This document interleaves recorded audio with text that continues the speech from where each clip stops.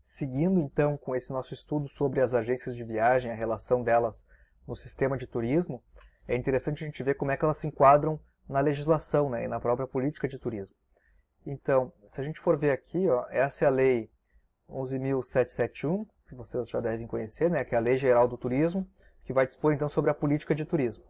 Então, nessa lei, né, está definido aqui o que vai ser essa política nacional de turismo, né, e de estímulo ao setor turístico e a disciplina de prestação de serviços, o cadastro, a classificação e a fiscalização. Né? Então, ela vai explicar como é que vai ser isso. Isso vai ser realizado pelo Ministério do Turismo nesse caso aqui. Né? Então, eu tenho nessa lei, aqui já na seção, no capítulo 5, né, que vai descrever então o que são os prestadores de serviços turísticos, o que se entende por isso. Né? Bom, e aí então os prestadores de serviços turísticos são sociedades empresárias, ou sociedades simples, ou empresários individuais. Então a gente está vendo aqui que tem vinculação com uma ideia de empresa, né? E a empresa é aquele tipo de empreendimento em que uma pessoa assume o risco, com a possibilidade então de gerar lucro, né?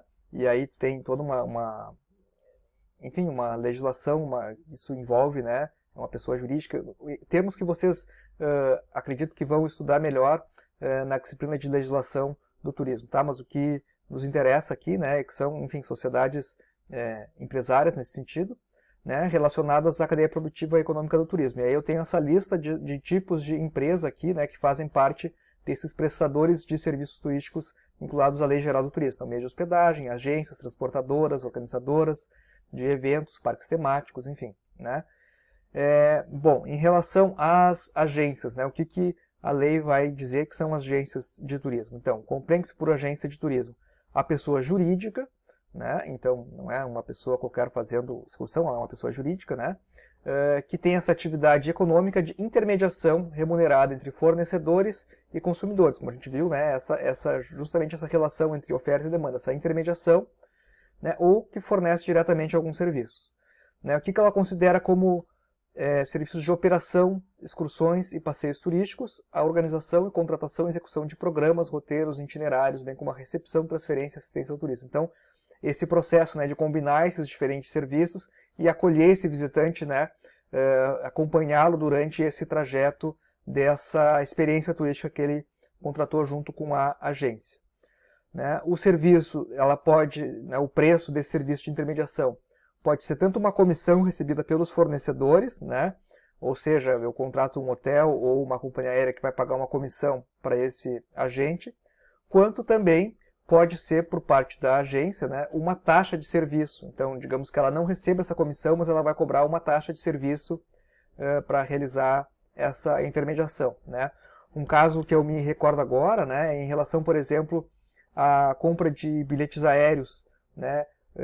Agora com essa facilidade que eu tenho da compra online, né, eu ainda posso comprar o bilhete aéreo numa agência de viagens, mas em geral essa agência vai me cobrar uma taxa para fazer esse serviço, né, ao invés de eu fazer isso diretamente. O que muitas vezes, enfim, dependendo do caso, é válido, né, porque eles têm acesso a um GDS, talvez encontrem melhores ofertas, né? Ou talvez tenha algum trâmite, por exemplo, se eu quero usar meus pontos, é um pouco difícil, ou se eu estou comprando uma passagem para um local que eu não conheço, enfim, né? Tem as suas possibilidades aí.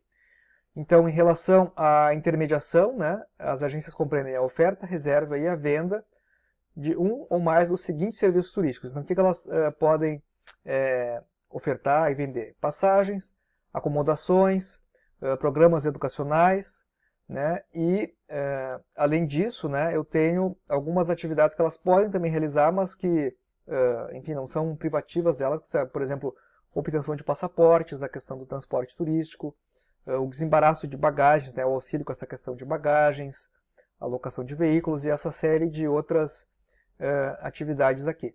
Tá? Bom, nessa disciplina, além das agências, né, também vai nos interessar as transportadoras. Né? As transportadoras, então, têm um objeto social, a prestação de serviços de transporte. Então, a diferença das agências é que as agências realizam essa intermediação, né, e as transportadoras fornecem justamente o serviço de transporte. Né? Muitas vezes eu tenho uma empresa que acaba combinando os dois, né, é possível, mas em termos conceituais, em termos da lei, tem essa diferença, né, entre a agência que vai fazer essa intermediação, simplesmente, e a transportadora que vai oferecer esse serviço de transporte, né, que pode também, de alguma maneira, organizar uma experiência de viagem, né, um roteiro, enfim. Né. Bom, então, essa daqui é a Lei Geral do Turismo, a 11.771 de 2008. Né. Então, depois eu tenho essa outra lei aqui, que é a 12.974 de 2014, que vai ser mais específica. Né? Então, enquanto essa daqui é a lei geral, essa daqui vai dispor especificamente sobre as atividades das agências de turismo. Né? E vai dizer o que, que é. Então, novamente, entende-se por agência de turismo a empresa que tenha por objeto exclusivamente a prestação de atividades de turismo definidas nessa lei. Então, ela vai dizer aqui o que, que são agências. Né? Quais são as atividades que as agências podem exercer? Só as agências, ou seja, é privativo. Por exemplo, só as agências podem exercer a venda comissionada ou a intermediação de comercialização de passagens, roteiros, viagens, excursões em modalidades diferentes, aqui, né? Aérea, aquaviária, terrestre. Então, o assessoramento, planejamento e organização de atividades associadas à execução de viagens turísticas e excursões. A organização de programas e roteiros de viagem, né? E a sua comercialização. Organização de programas e serviços de viagens educacionais, quando envolve justamente essa intermediação remunerada, né, a sua execução e comercialização, ou seja, não é a própria instituição de ensino que está realizando isso, né, eu tenho esse intermediário. Então as agências, elas, né, exercem essas atividades aqui. Né, se pergunta o que é uma agência de viagens, enfim, são as empresas que exercem essas atividades.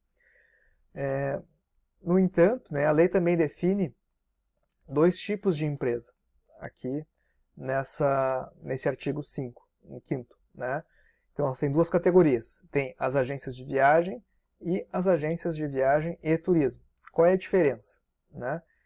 Então, eu tenho as agências de viagem que vão realizar somente esse inciso 1 aqui, né, do artigo 3º. Elas só vão realizar essa venda comissionada ou intermediação de passagens.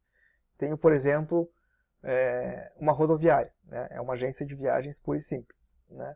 Por um outro lado, uma agência de viagens e turismo é quando, além dessa venda, intermediação de passagens, ela também exerce essas outras atividades que estão previstas, né, no inciso 2, 3, 4 e 5. Ou seja, né, quando ela organiza esses programas de viagem, essas excursões, né, quando assessora os clientes na compra desses, né, quando planeja essas atividades e quando organiza, né, quando opera isso. Né? Então, aqui também fica claro um pouco aquelas funções que a gente tinha dito, né, sobre as agências do assessoramento, da intermediação, né, da organização e do planejamento desses serviços e roteiros de viagem. Tá? Bom, então essas atividades aqui só as agências podem exercer. Mas eu tenho também algumas outras atividades que as agências podem exercer e exercem, mas que não são de caráter privativo, ou seja, outros tipos de empresa também podem fazer. Como, por exemplo, a obtenção e legalização de documentos para viajantes. Né? Bom, isso também despachantes podem fazer, mas as agências podem atuar nessa função. Né? A realização do transporte turístico de superfície, as agências podem fazer, mas as transportadoras turísticas também podem realizar isso. Né? O desembaraço de bagagens, essa intermediação em serviços de carga, a intermediação em relação à hospedagem e alocação de serviços, a venda de espetáculos públicos, artísticos, culturais, né? Então venda de revistas, artigos e outros artigos destinados a visitantes. Né? Então eu tenho essas atividades aqui que são só as agências que fazem e outras que elas podem fazer, mas que não são só elas que podem exercer, né, perante a lei. E aí então também essa diferença entre as agências de viagem, que fazem só essa questão aqui da venda comissionada ou intermediação de passagens, e as agências de viagem e turismo, que além dessa venda organizam roteiros, itinerários de passeios, viagens e excursões. Tá?